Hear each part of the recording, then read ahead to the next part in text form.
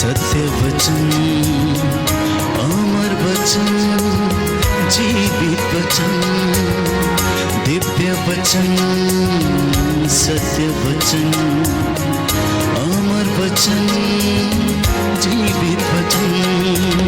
साई दा बाबा बनी दा बाबा बगै रे सा रे सा रे सा रे सा। दिव्य वचन, सत्य वचन, अमर वचन, जीवित वचन, दिव्य वचन, दिव्य वचन।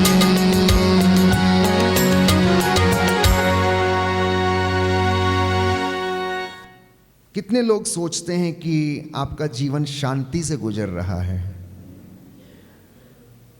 कितने लोग सोचते हैं? हैं? कितने लोग सोचते हैं? सब लोग शांति में हैं या नहीं हैं? शांति है घर में या नहीं, या कहीं गई है? कहाँ गई है?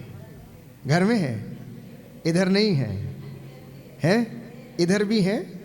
मन शांत है? नहीं है। शांति कोई इंसान नहीं है। शांति हमारे अंदर की एक फीलिंग है, एक भावना है, एक इमोशन है, एक वास्तविकता है जिसे इंसान ना अपने जीवन में महसूस करता है और करना भी चाहिए। तो मैं सोच रहा था, प्रभु आप वचन दीजिए कि मैं तेरे बच्चों से क्या बात करूं। तो यूजुअली जब हम जाते हैं तो एक सुंदर गीत हम लोग गाते हैं जो पंजाबी में है, रब दा कलाम लेके आए हैं, यीशु दा पैगाम लेके आए हैं, है ना। मतलब खुदा का वचन लेकर हम आपके बीच में आए हैं और यीशु का जो सुसमाचार है वो आपको सुनाने आए हैं। आप लोग सोचते होंगे बहुत बड़ा प्रचारक आया, पता नहीं क्या बोलेगा, बहुत बड़ी बड़ी बातें बोलेगा। ऐसे होता ही है। फादर बॉबी आए, फादर अनिल देव आए, या फादर बिनॉय आए, या कोई आए, बात प्रचारक की नहीं होती है।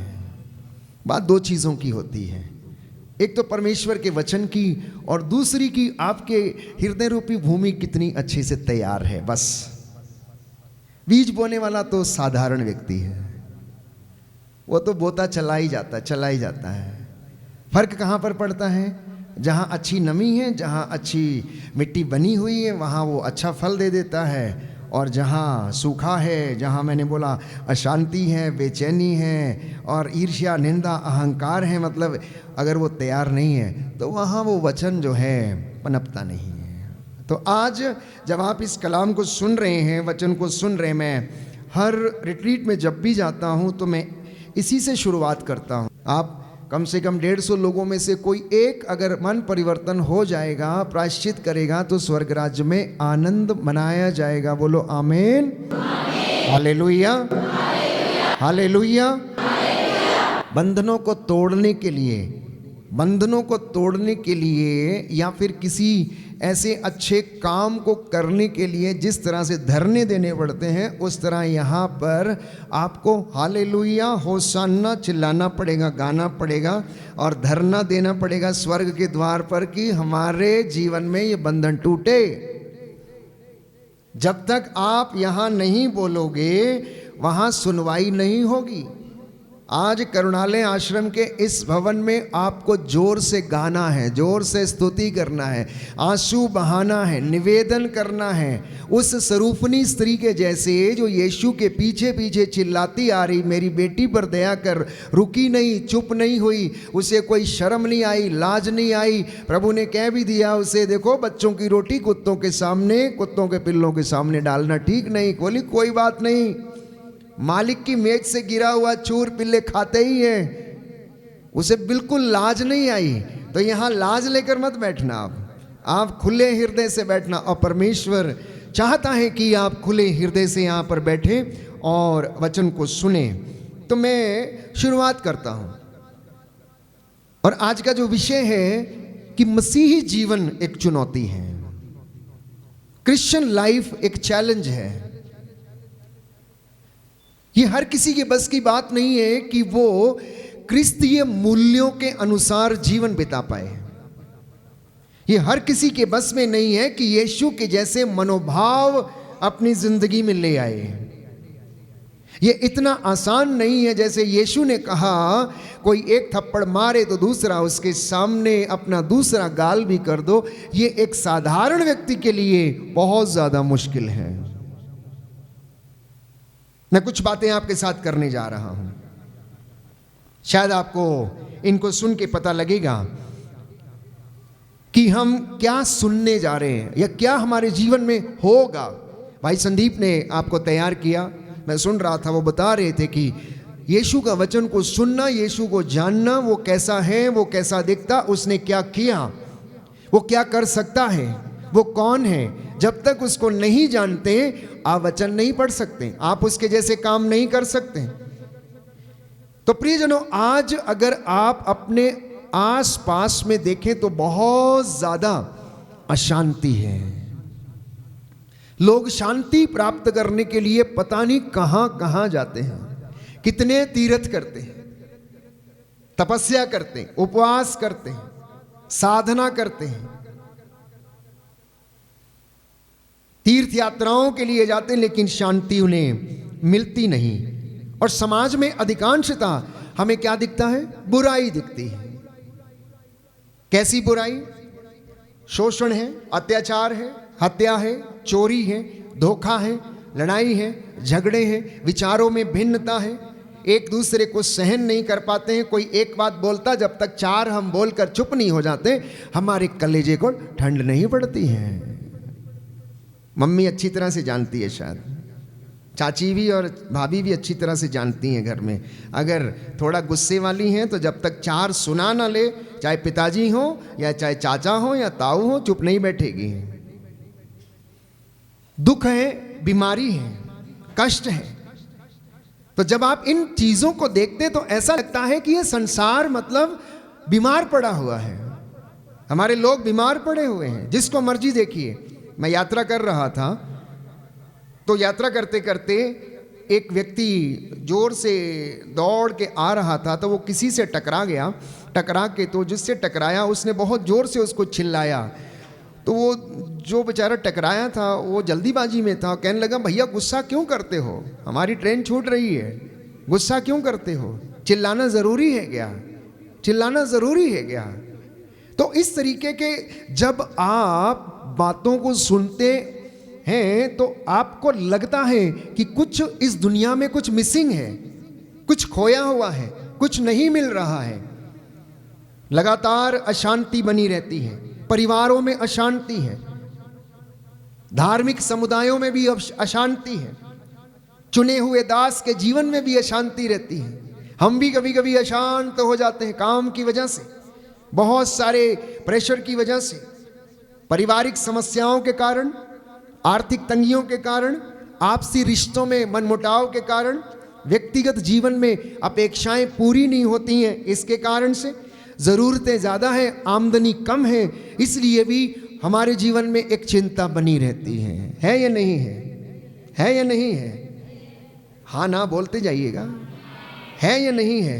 अब ये पढ़ने वाले बच्चे हैं, ये लास्ट दिन जब एग्जाम का आएगा तब किताब खोल के पढ़ना शुरू करेंगे और बोलेंगे याद नहीं हो रहा है, तो अशांत रहेंगे नहीं रहेंगे? हाँ। इसी तरीके से इंसान इन सारी समस्याओं में जीने की कोशिश कर रहा है। मैं भी जीने की कोशिश कर रहा हूं, आप भी जीने की कोशिश कर रहे हैं। आप एक अच्छे क्रिस्तीय बनने की कोशिश कर रहे हैं, आप एक अच्छा इंसान बनने की कोशिश कर रहे हैं।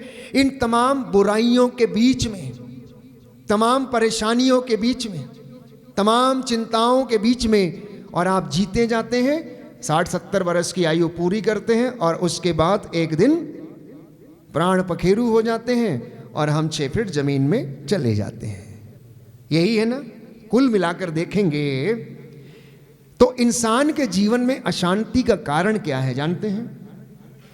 वो धर्म के काम भी करता, अधर्म के काम भी करता है। वो सत्य भी बोलता है, वो झूठ भी बोलता है, चोरी भी करता है, दान भी देता है, भलाई भी करता है, बुराई भी करता है, प्रेम भी करता है, घृणा भी करता है, इधर प्रशंसा करता है, उधर जाके निंदा भी करता है, प्रकाश में भी रहता है, अंधकार में भी रहता है। ये इंसान की हकीकत है। अब अपने आप से पूछिए कि मैं 50 काम अच्छे करता हूं तो शायद 70 काम जो है बुरे भी करता हूं। चर्च से निकले, वचन सुन के निकले, निंदा करना शुरू हो गया। दोनों काम चालू हैं, साइड बाय साइड दोनों चालू हैं। तो शांति कहां से आएगी? स्थिरता कहां से आएगी? स्टेबिलिटी कहां से आएगी? और अगर आप मुझसे पूछें कि इन सारी बातों को फादर एक वाक्य में कह दो, तो ये इसका मतलब ये है कि मनुष्य के जीवन में स्थिरता नहीं है, स्टेबिलिटी नहीं है। कभी भी चेंज होता है, कभी भी बदल जाता है। इधर बोलेगा हाँ, उधर बोलेगा ना। यीशु मसीह ने एक दृष्टांत सुनाया।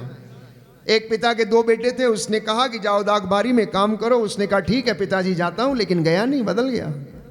दूसरे ने कहा मैं नहीं जाऊंगा, लेकिन उसे बाद में एहसास हुआ तो वो गया और उसने दागबारी में जाकर काम किया। स्थिरता नहीं है। उड़ाऊ पुत्र के जीवन में स्थिरता नहीं थी। पिताजी मुझे आपके साथ रहना नहीं है, मुझे आपका उठना बैठना, खाना पीना, दुआ करना, प्रार्थना करना पसंद नहीं है। आजकल के बच्चे भी ऐसे ही हैं। मम्मी ने पूरा घर चर्च बना दिया है, पिताजी ने पूरा घर चर्च बना दिया है।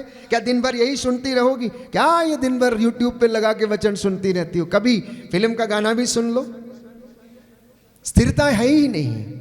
प्यारे भाइयों और बहनों, इंसान दोनों चीजों का आनंद लेना चाहता, लेकिन उसमें बैलेंस नहीं कर पाता। हालेलुया, यीशु की स्तुति हो, यीशु को धन्यवाद, यीशु की आराधना हो, यीशु की महिमा हो, यीशु को धन्यवाद। Hallelujah, hallelujah, hallelujah. तो क्यों इंसान की जिंदगी में अशांति है? क्यों इंसान की जिंदगी में दुख है? क्यों इंसान की जिंदगी में कष्ट है? तो यशाया नबी इसके विषय में बड़े सुंदर तरीके से अध्याय 59 पद संख्या 1 में लिखता है। क्यों इंसान परमेश्वर से दूर है, क्यों वो उसके पास आना नहीं चाहता है। सुंदर वचन है, बार बार हम सुनते हैं, बार बार हम पढ़ते हैं और आज फिर से एक बार पढ़ेंगे कि इंसान को किस चीज ने परमेश्वर से दूर किया है। लिखा है, तुम्हारे अधर्म ने तुमको ईश्वर से दूर कर दिया है। किसने दूर किया? तुम्हारे अधर्म ने तुमको ईश्वर से दूर किया। किसी दूसरी चीज ने आपको दूर नहीं किया है ईश्वर से। तुम्हारे पापों ने ईश्वर को तुमसे विमुख कर दिया है, इसलिए वह तुम्हारी नहीं सुनता है। तुम्हारे हाथ रक्त से रंगे हुए, तुम्हारी उंगलियां कुकर्म से दूषित, तुम्हारे होंठ झूठ बोलते, तुम्हारी जीभ बुराई की बातें करती है। एक भी व्यक्ति सच्चा अभियोग नहीं लगाता या ईमानदारी से मुकदमा लड़ता है। खोखले तर्क प्रस्तुत करते, झूठ बोलते, अन्याय का गर्भ धारण करते और अपराध को जन्म देते हैं। बस यही कारण है जिंदगी में अशांति नहीं है। यही कारण है कि जिंदगी में दुख है। यही कारण है जिंदगी में कष्ट है। यही कारण है कि हम जो चाहते नहीं कर पाते। संत पौलुस कहता है क्योंकि हमारी आत्मा ईश्वर के अधीन नहीं रहती है। शरीर और आत्मा दोनों में अंतर्द्वंद चलता रहता है। मैंने कहा ना, स्टेबिलिटी नहीं है। उसका एक मुख्य कारण ये है क्योंकि हमारा शरीर आत्मा के विरुद्ध इच्छा करता है। शरीर कहता सो, आत्मा कहती नहीं नहीं, 4 बजे उठो, सुवर्ण वेला है, प्रभु को याद करो। जब सब दूर पूरी दुनिया सो रही है तो परमेश्वर जाग रहा अपनी सृष्टि के साथ, क्योंकि बाइबल ये बताती है कि इज़राइल का ईश्वर ना तो कभी सोता और ना कभी झपकी लेता है। जिस दिन वो सो जाएगा सब सो जाएंगे। हालेलुया, यीशु की स्तुति हो, यीशु को धन्यवाद, यीशु की आराधना हो, यीशु की महिमा हो, यीशु को धन्यवाद। Hallelujah, hallelujah. तो हमारे जीवन में अशांति के लिए, कष्ट के लिए, दुख के लिए, बीमारी के लिए किसी को भी दोषी नहीं ठहराइएगा, क्योंकि पवित्र वचन बाइबल हमें समझाती है, बताती है। परमेश्वर स्वयं इस बात को कहता है कि तुम्हारे कामों ने, तुम्हारे कर्मों ने तुमको परमेश्वर से अर्थात मुझसे दूर किया है। क्यों? क्योंकि तुम अन्याय का गर्भ धारण करते हो। इतना ही नहीं, स्तोत्रकार लिखता है अध्याय 107 पद संख्या 17 में कि तुम में से कुछ अपने ही कुकर्मों के कारण बीमार हो, इसलिए कष्ट में रहते हो। मेरी वजह से नहीं, हर दुख परमेश्वर की ओर से नहीं है। हर दुख परमेश्वर की ओर से नहीं है। उसका न्याय और उसका दंड, प्यारे भाइयों और बहनों, ये दोनों बराबर हैं और वो किसी से पक्षपात नहीं करता है। गणना ग्रंथ में हम पढ़ते हैं कि यदि हमने पाप किया है तो पाप का दंड हमें भुगतना ही पड़ेगा। और स्तोत्रकार कहता है कि तुम में से कुछ लोग अपने ही कुकर्मों के कारण बीमार पड़ गए थे। पद संख्या 20 में स्तोत्रकार कहता है, इसलिए उसने वाणी भेजकर कब्रों में से उन लोगों का उद्धार किया और उन्हें जीवन प्रदान किया। बोलिए आमीन, हालेलुया। यीशु की स्तुति हो, यीशु को धन्यवाद, यीशु की आराधना हो, यीशु की महिमा हो, यीशु को धन्यवाद, हालेलुया। तो अब आपको समझ में आया कि हमारे जीवन में कष्ट है या नहीं है। आप देखने में बड़े सुंदर हैं, बड़ी अच्छी मुस्कुराहट है, अच्छा हंस भी रहे हैं, मुस्कुरा भी रहे हैं, लेकिन आप और आपका खुदा जानता है कि दिल में क्या है। हम 4 तरीके का जीवन जीते हैं। एक रिलीजियस लाइफ जिसे लोग देखते हैं, आप कैसे घुटना टेकते, कैसे गाते हैं, कैसे वर्शिप करते हैं। एक सामाजिक जीवन, आप कैसे पड़ोसी से मिलते हैं, क्या उपहार लेकर जाते हैं, क्या उसके साथ लेन देन करते हैं या क्या उसके साथ बर्ताव करते हैं। और एक व्यक्तिगत जीवन, व्यक्तिगत जीवन जिसे केवल आप जानते हैं, कोई दूसरा नहीं जानता है।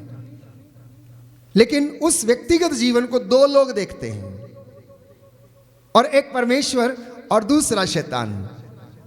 क्योंकि दोनों के अखाड़े में एक व्यक्ति ऐसा रहता है और दोनों उसे अपनी ओर खींचने की कोशिश करते हैं। परमेश्वर चाहता है कि मैं इसकी आत्मा को बचाऊं, शैतान चाहता मैं इससे पाप कराऊं और इसकी आत्मा को नष्ट करूं। क्योंकि बाइबल ये कहती है कि पाप आत्मा को नष्ट करता है। शरीर को तो वो नष्ट करता ही है, लेकिन उससे भी ज़्यादा वो आत्मा को नष्ट करता। आने वाले दिनों में उन पर हम मनन चिंतन करेंगे। तो व्यक्तिगत जीवन को 2 लोग देखते रहते हैं, और कमजोरी शैतान पकड़ने की कोशिश करता है और ईश्वर आपकी अच्छाई को देखता रहता है, वो बुराई को नहीं देखता है।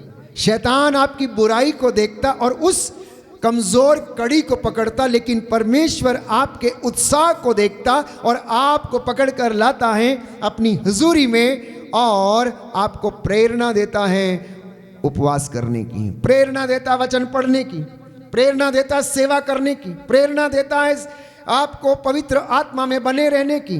क्योंकि स्तोत्रकार ये कहता है, अगर तू हमारे पापों को अनदेखा ना करे तो हम में से कौन तेरे सामने टिक सकेगा। कोई भी नहीं टिक सकता प्यारे भाई और बहनों। और रोमियो के पत्र में संत पौलुस लिखता, अध्याय 3 पद संख्या 23 और उससे आगे, सबने पाप किया है और सब ईश्वर की महिमा से वंचित हैं। पुरानी व्यवस्था में यदि आप पढ़ेंगे राजाओं का पहला ग्रंथ अध्याय 8 पद संख्या 46 में, इस दुनिया में कोई भी अच्छा नहीं है, इस दुनिया में कोई भी अच्छा नहीं है। और यदि उत्पत्ति ग्रंथ में आप पढ़ेंगे अध्याय 6 पद संख्या 6 और उससे आगे, तो वहाँ पर लिखा हुआ है, ईश्वर ने देखा कि इंसान अर्थात सारी सृष्टि जो है, जो उसने बनाई थी, वो भ्रष्टाचारी हो गई है। हालेलुया। तो इसलिए परमेश्वर ने क्या किया, उसे नष्ट करने का निर्णय लिया। सुंदर वचन है। मैंने 3 रेफरेंस दिए आपको, इंसान की कमी के, कमजोरी के और ईश्वर से दूर चले जाने के जो कारण थे। लिखा है यहाँ पर उत्पत्ति ग्रंथ अध्याय 6 पद संख्या 12, ईश्वर ने देखा कि संसार भ्रष्टाचारी हो गया है, क्योंकि सब शरीरधारी कुमार्ग पर चलने लगे। कौन लोग? शरीरधारी, सब शरीरधारी कुमार्ग पर चलने लगे। ईश्वर ने नूह से कहा, मैंने सब शरीरधारियों का विनाश करने का संकल्प किया, क्योंकि उनके द्वारा संसार हिंसा से भर गया है। देखो, मैं पृथ्वी के साथ उनका भी विनाश करूंगा। हालेलुया। यीशु की स्तुति हो, यीशु को धन्यवाद, यीशु की आराधना हो, यीशु की महिमा हो, यीशु को धन्यवाद। Hallelujah, hallelujah, hallelujah. तो अंत में विपत्तियों का मूल कारण क्या है? अब आप पूछेंगे फादर यदि ऐसा है तो हमारी जिंदगी में इसका कारण क्या है? सब लोग कारण ढूंढने की कोशिश करना, जैसे जैसे मैं वचन आपको पढ़कर सुनाता जा रहा हूं। 3 दिन है, भाई संदीप ने पृष्ठभूमि तैयार की है और ये पहला वक्तव्य है जिसको आप सुन रहे हैं। तो हमारी विपत्तियों का मूल कारण सुनिए ध्यान से। What is the main problem of our sufferings? What is the main problem of our suffering? पहली है ईश्वर की आज्ञा का पालन नहीं करना। और यह बात आप उत्पत्ति ग्रंथ से ही पढ़ सकते हैं। आदम और हेवा, उनको अदन बाग रास नहीं आया, वहां सब कुछ था, A to Z। इतनी शांति थी, इतनी खुशी थी कि परमेश्वर रोज आदम के साथ आता और हाथ में हाथ डालकर टहलता, दोनों बातचीत करते। इतना खुशनुमा माहौल था, वहां का एम्बियंस इतना अच्छा था जैसे कि बाइबल हमें बताती है। लेकिन हुआ क्या? उनको रास नहीं आया। रास किसको नहीं आया? इंसान को नहीं, रास नहीं आया शैतान को। क्यों? क्योंकि सबसे पहला पाप बाइबल कहती है स्वर्ग में इब्लीस के द्वारा किया गया, और वो पाप था परमेश्वर से दूर जाना। कैसे? ईर्ष्या के कारण। और उसने अपने चेलो चपाटों से कहा, अन्य अपने स्वर्गदूत मित्रों से कहा कि आज से तुम ईश्वर की आराधना मत करना, आज से तुम मेरी आराधना करना। क्योंकि अगर एजेकियल के ग्रंथ में आप पढ़ेंगे तो बाइबल हमें बताती है परमेश्वर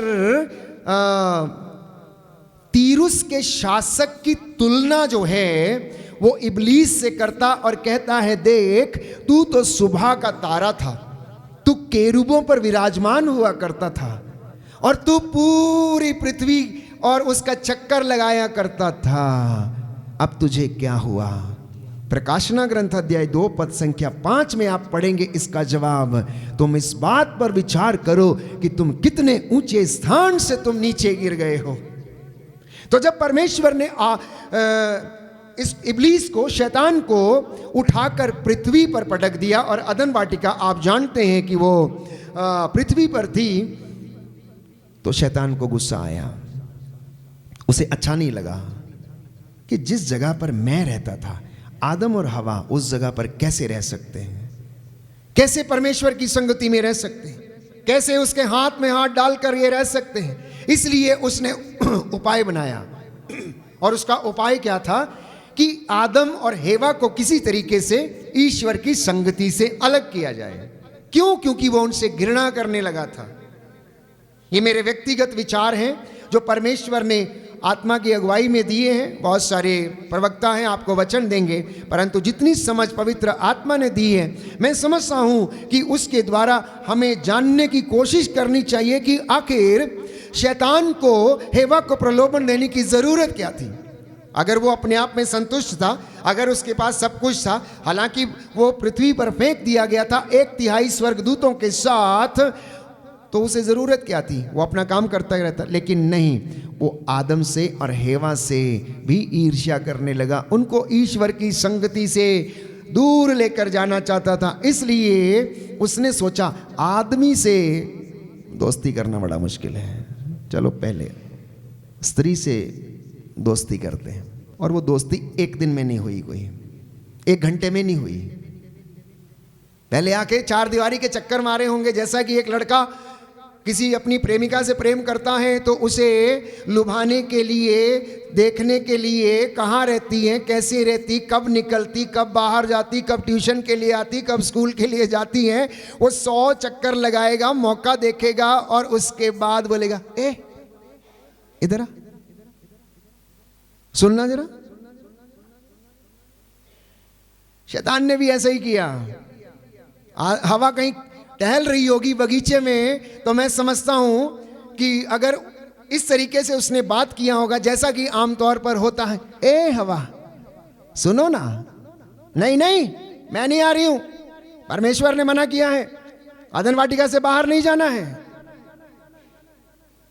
वो बेचारा उदास होकर फिर चला गया होगा। फिर दूसरे दिन टहलता हुआ आया होगा, ए हवा मैंने बोला ना, अरे सुनो तो, एक बार तो सुन लो। नहीं नहीं, परमेश्वर ने मना किया है, हम इससे बाहर नहीं जा सकते हैं, हमको इसी में रहना है। फिर निराश होकर गया होगा।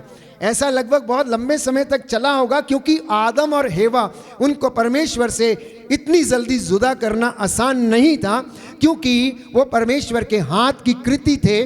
और बाइबल हमें बताती है कि जब परमेश्वर ने उत्पत्ति ग्रंथ अध्याय 2 पद संख्या 7 में कि पर मिट्टी का पुतला गढ़ा और उसके नथनों में प्राणवायु फूंक दी, और वो मिट्टी का पुतला जो था क्या, सजीव प्राणी बन गया, उसमें प्राण आ गए। परमेश्वर ने उसे अपने प्रतिरूप बनाया। तो इतना आसान नहीं था उनको परमेश्वर से जुदा करना, लेकिन ये व्यक्ति तो उनके पीछे हाथ धो के पड़ गया था। और अंत में एक दिन हवा प्रलोभन में पड़ गई और वो सोचने लगी, चल के देखती हूँ क्या है, क्या बोल रहा है, चलो सुन ही लेते हैं। घर में भिखारी आता है, बाबा आता है, एक दिन मम्मी आटा देती है, दूसरे दिन चावल देती है, तीसरे दिन कुछ करती हैं, 5वें दिन ऐसे आप देखो बहुत सारे आपको ऐसी घटनाएं मिलेंगी कि कभी वो बाबा लूट के चला जाता है, कभी कुछ करके चला जाता है, ऐसी बहुत सारी घटनाएं हैं। तो यहाँ पर क्या हो गया, कामयाब हो गया। और पूछने लगा क्यों, क्या बोला परमेश्वर ने। हवा बेचारी नादान, आदम से पूछ लेती तो शायद आदम मना कर देता, नहीं नहीं इस व्यक्ति से बात मत करो, तुम इधर ही रहो, चुपचाप रहो। लेकिन वो तो पूरी तैयार होके आई।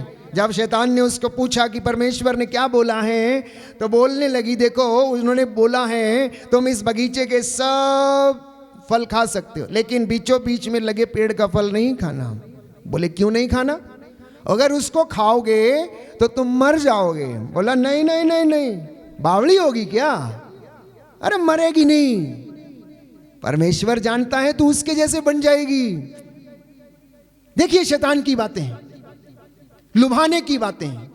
मैं आपको एक बहुत ज्यादा सटीक बात बता रहा हूं, और आज भी वो ऐसा ही करता है, और आदम उसके जाल में फंस गई। तो इसलिए अगर आपने मुझे पहले भी सुना तो मैंने कहा, if you want to avoid evil do not converse with evil.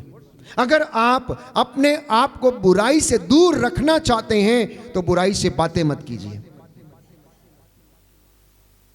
उससे समझौता मत कीजिए। Don't converse with Satan. उसकी बातों से आप बिल्कुल भी आप अपने आप को आनंदित ना होने दें। उसने फल तोड़ा, फल खाया, आदम को दिया, आदम ने भी खाया, और तब से उसके जीवन में क्या बताया मैंने, कष्ट आने लग गया। अब वचन पूरा होता है, कौन सा, कौन सा, यशायाह नबी का ग्रंथ अध्याय 59 पद संख्या 1 और उससे आगे, तुम्हारे अधर्म ने तुमको ईश्वर से दूर किया। आदम को दूर करने वाला शैतान नहीं, परंतु शैतान तो प्रलोभन देता, लेकिन आदम और हेवा स्वयं अपने कर्मों के कारण परमेश्वर से दूर चले गए। और परमेश्वर ने उन्हें आशीर्वाद देकर कहा, क्या कहा, आदम चूंकि तूने ऐसा किया है तो जिंदगी भर मिट्टी खोदेगा और अपना पसीना बहाएगा, और तू उस पसीने की कमाई खाएगा। हवा से उसने कहा, चूंकि तूने ऐसे किया मैं तेरे प्रसव के दिन की पीड़ा को बढ़ाऊंगा, क्योंकि तूने मेरी आज्ञा को उल्लंघन किया है। और सांप को, जो कि शैतान के रूप में आया था, प्यारे भाइयों और बहनों, उसको उसने कहा तू जिंदगी भर पेट के बल चलेगा और मिट्टी खाएगा, तू मनुष्य की एड़ी काटेगा और मनुष्य की संतान जो है वो तेरा सिर कुचलेगी। हालेलुया, यीशु की स्तुति हो, यीशु को धन्यवाद, यीशु की आराधना हो, यीशु की महिमा हो, यीशु को धन्यवाद। Hallelujah, hallelujah, hallelujah. तो इंसान स्वयं परमेश्वर से दूर जाता है। मैं और आप अपने कामों के जरिए या तो उसके नजदीक आते हैं, अगर अच्छे काम करते हैं, और अगर बुरे काम करते हैं तो हम उससे दूर चले जाते हैं। तो ऐसे समय में प्यारे भाइयों और बहनों, हमारे जीवन में मैंने कहा ईश्वर की आज्ञा का उल्लंघन जब हम करते हैं तो हम जाल में फंस जाते हैं। मैंने कहा कि डू नॉट कॉन्वर्ट्स विद इवल। उन दिनों में इब्लीस ने आदम और हेवा को क्या दिखाया? ये एप्पल दिखाया, सेब दिखाया। आपको क्या दिखाता है? बच्चों को क्या दिखाता है? बच्चों को क्या दिखाता है? उन दिनों में सांप बनकर आया था, आज मोबाइल बन के घुस गया जिंदगी में। जानते हैं आप? जानते हैं आप? नौजवान बेटी के कमरे में मोबाइल बन के घुसा हुआ है।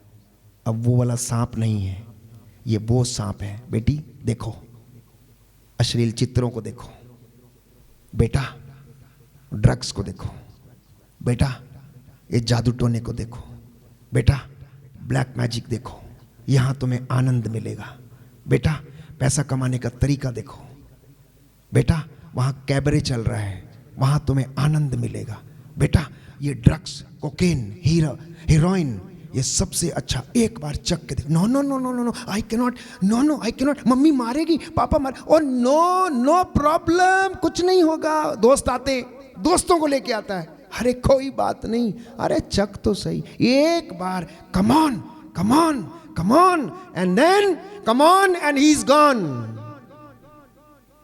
ये हालत है, ये हालत है। आज नौजवान बेटे बेटियों की जीवन में, चुने हुए लोगों के जीवन में, वो इस छोटे सी स्क्रीन मोबाइल के द्वारा जो आपकी हथेली पर पूरी दुनिया को दिखाती है, शैतान आपके कमरे में प्रवेश करके सब कुछ देख कर जाता है, सब कुछ देख कर जाता है। इस तरह से शैतान जिंदगी में काम करता है प्यारे भाइयों और बहनों। दूसरी कारण जो है विपत्ति का, अपने रास्ते चुनना और उन पर चलना, जैसा हम सोचते हैं वैसा करना। परिवार में हमने डिसाइड किया तो हम इस तरीके से काम करेंगे। मम्मी पापा हम अपनी तरह से अपने बच्चों को परवरिश करेंगे, बाइबल के अनुसार नहीं, संहिता के अनुसार नहीं, हम अपने तरीके से करेंगे। तीसरी बात, सांसारिक चीजों में आसक्त हो जाना। चौथी बात, अधर्म के काम करना, बुराई करना, ईर्ष्या करना, अहंकार करना। इन कारणों की वजह से इंसान परमेश्वर से दूर रहता है। और छठवीं बात, जीवन में धार्मिक मूल्यों की कमी हो जाने के कारण इंसान परमेश्वर से दूर हो जाता है। बोलिए आमीन, हालेलुया। यीशु की स्तुति हो, यीशु को धन्यवाद, यीशु की आराधना हो, यीशु की महिमा हो, यीशु को धन्यवाद। Hallelujah, hallelujah. अब अपने आप से पूछिए कि क्या मैं एक सच्चा मसीही जीवन जी रहा हूं या नहीं। अगर मैं आपसे एक सवाल पूछूं, जैसा कि मैं हर जगह पूछता हूं, आप सच्चे मसीह हो या नहीं हो? Are you true Christian? यदि आप कहते हैं कि मैं सच्चा मसीह हूं, तो जो बुराई बाहर है वो आपके अंदर क्यों है? यदि बाहर चोरी है, हत्या है, शोषण है, नशा है, ड्रग्स है, व्यभिचार है, अश्लीलता है, ईर्ष्या है, निंदा है, वही बात एक विश्वासी के जीवन में है, तो वो कैसे कह सकता है कि मैं सच्चा मसीह हूं? जो बातें कलीसिया के बाहर हैं वही बातें कलीसिया के अंदर हैं, तो कलीसिया कैसे कह सकती है कि वो सच्ची कलीसिया है? ये निर्णय करने की जरूरत है हमें। और इसी के लिए तमाम प्रचार, तमाम साधनाएं, यहां पर मैं आए दिन सुनता हूं, करुणालय आश्रम में कुछ ना कुछ साधनाएं चलती रहती हैं। कभी फादर अनिल, कभी फादर बिनोय, कभी फादर बॉबी, कभी फादर संदीप, कोई ना कोई आकर आपको क्या करता रहता, वचन सुनाता रहता है। और आज मैं भी वही करने आया हूं। मैंने कहा रब दा कलाम लेके आए हैं, यीशु दा पैगाम लेके आए हैं।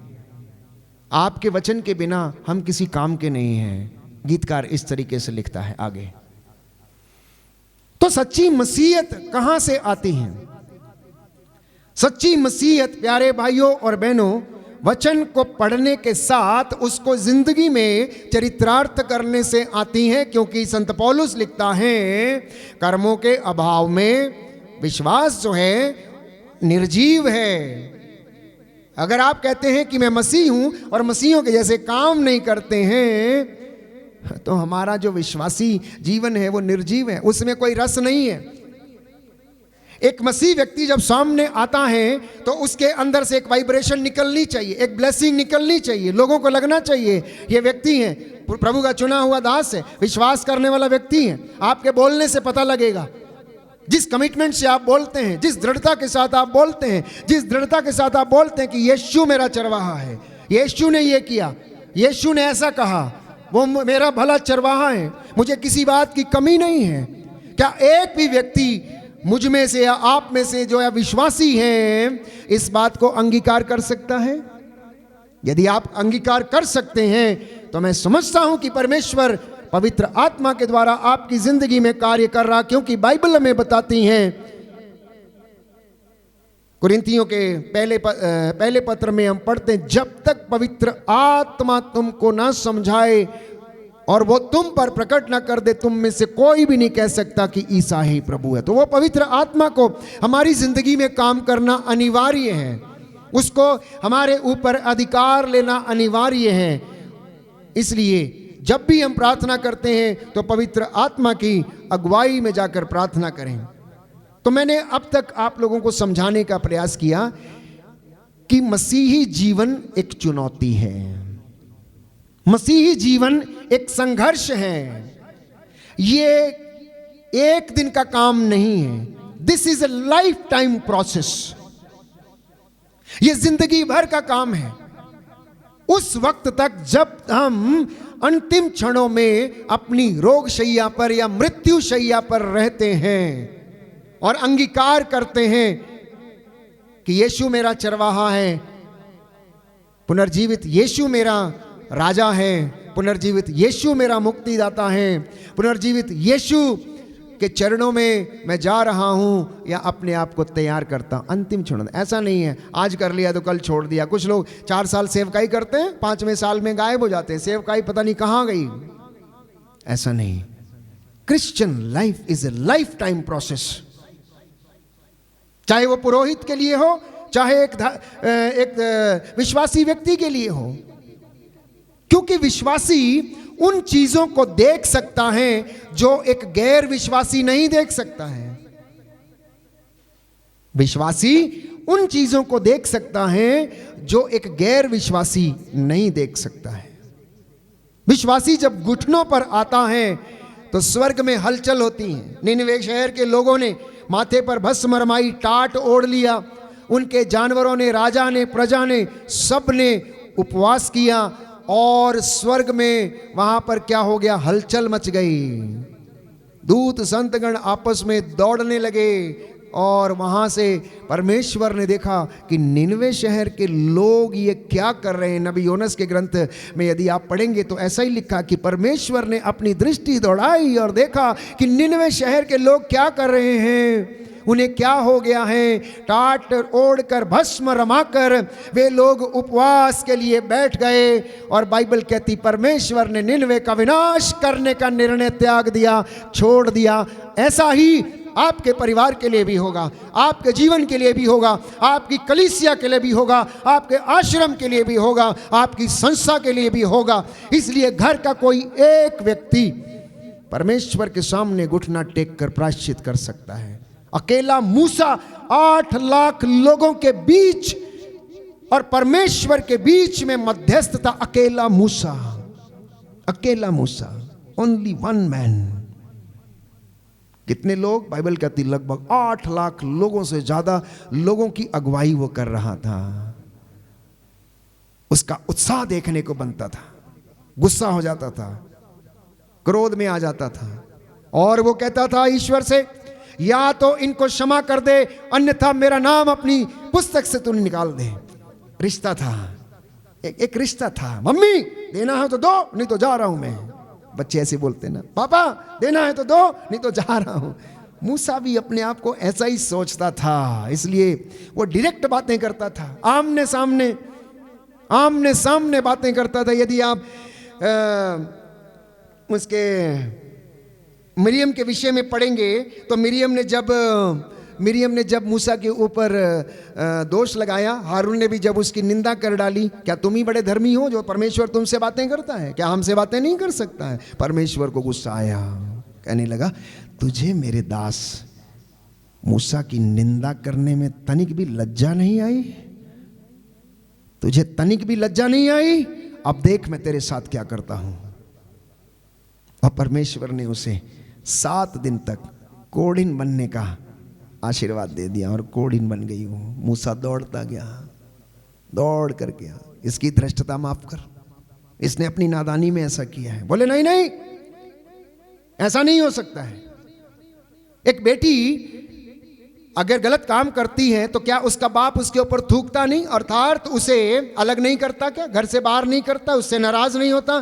क्योंकि इसने ऐसा किया है मैं इसे माफ तो करता हूं, लेकिन ये 7 दिनों तक तंबू में प्रवेश नहीं करेगी। क्यों? क्योंकि तंबू में परमेश्वर की उपस्थिति निवास करती थी। परमेश्वर हमारी जिंदगियों में भी ऐसा ही करता। तो ये रिश्ता बना के रखने की कोशिश करने, ये हमारा एक संघर्ष है। और ये संघर्ष एक दिन में नहीं है। We are in a spiritual warfare.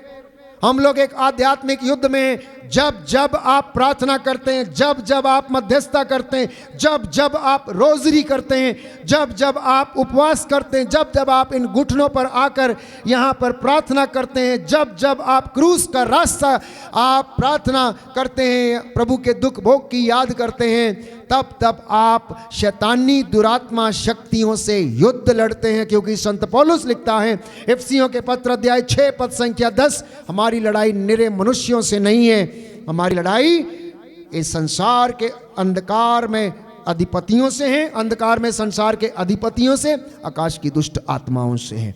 तो जब भी आप परमेश्वर का नाम लेना शुरू करते, वचन बोलना शुरू करते हैं, उनसे हमारी लड़ाई जो है वो शुरू हो जाती है, शुरू हो जाती है।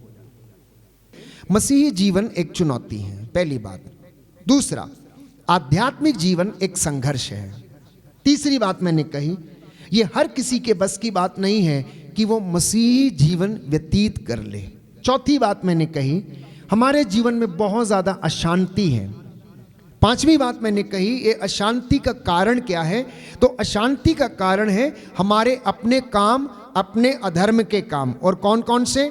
झूठ भी बोलना, सत्य भी बोलना, चोरी भी करना, भलाई भी करना, प्रेम भी करना, घृणा भी करना, निंदा भी करना, प्रशंसा भी करना।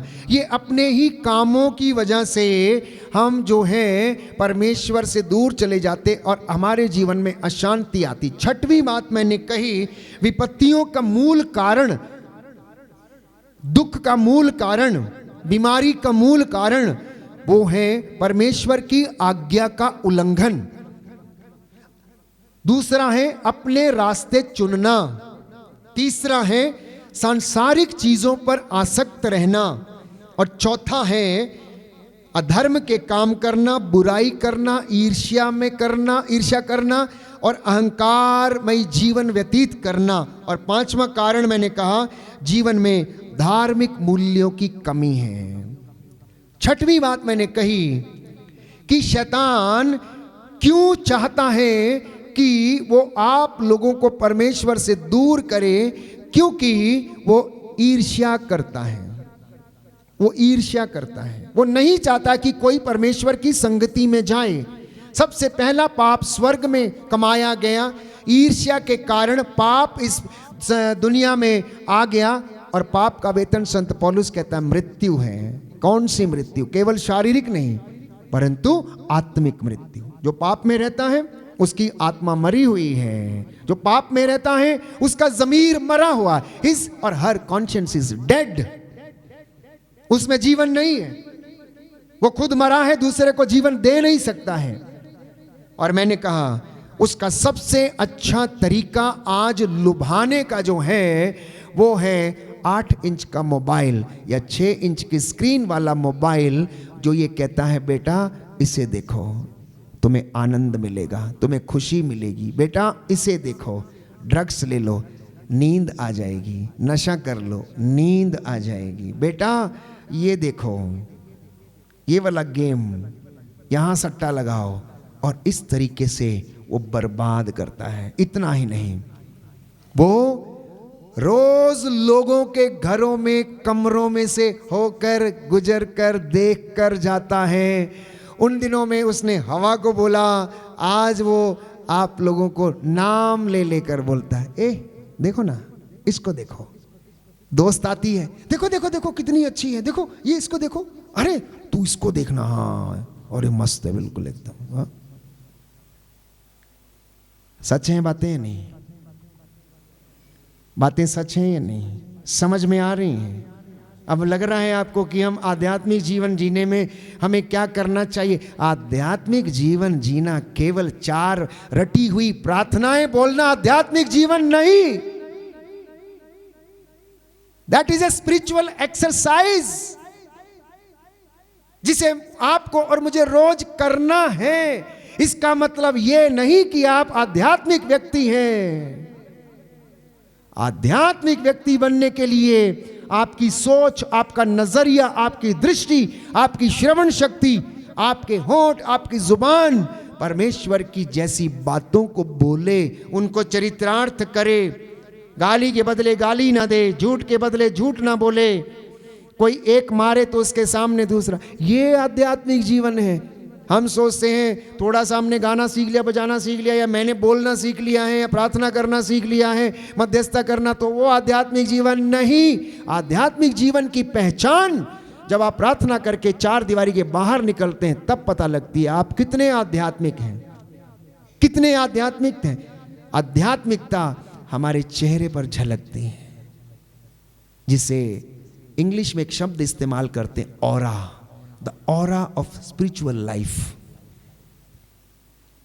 द ऑरा ऑफ पीस, जो अंदर से वो खुद हमारे चेहरे के ऊपर जो रौनक लगता है, जो रूह हमारे शरीरों, आत्माओं, हृदयों में खिली रहती है, विचारों में, बातों में, प्यारे भाइयों और बहनों, उसके द्वारा हमारी आध्यात्मिकता का पता लगता है। इसलिए अगर आध्यात्मिकता का पैमाना चेक करना हो, if you want to check your spirituality, if you want to check your humility, और अगर आप अपने आध्यात्मिक जीवन को या इंसानियत को चेक करना चाहते हैं तो इसको खोल कर पढ़ लेना, या फिर इसको रोज खोल कर इसको सामने देखना। ये आपको दिखाएगा, बताएगा कि आप कितने पानी में हैं, ये आपको बताएगी।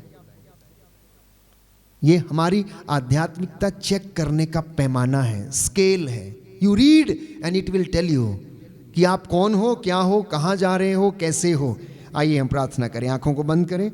शुक्र है खुदावन, शुक्रगुजार हैं प्रभु, आपने हमें ये सुंदर मौका दिया है तेरे कलाम को, वचन को सुनने के लिए। मैं विश्वास करता हूँ आप हमारे द्वारा प्रभु, अपने दास के द्वारा अपने इन बच्चों से बातें कर रहे हैं। एक एक वचन प्रभु इनके हृदयों में जाए और इनके हृदयों को छेदित करे। इन वचनों के द्वारा, हमारे नित्य प्रतिदिन के अनुभवों के द्वारा हम आपकी महानता को समझें, आपके सामर्थ्य को समझें। आपके वचन के द्वारा हमारे जीवन में शांति आ जाए। प्रभु हमारी प्रार्थना सुन, उद्धारकर्ता यीशु के नाम से मांगते हैं, आमीन।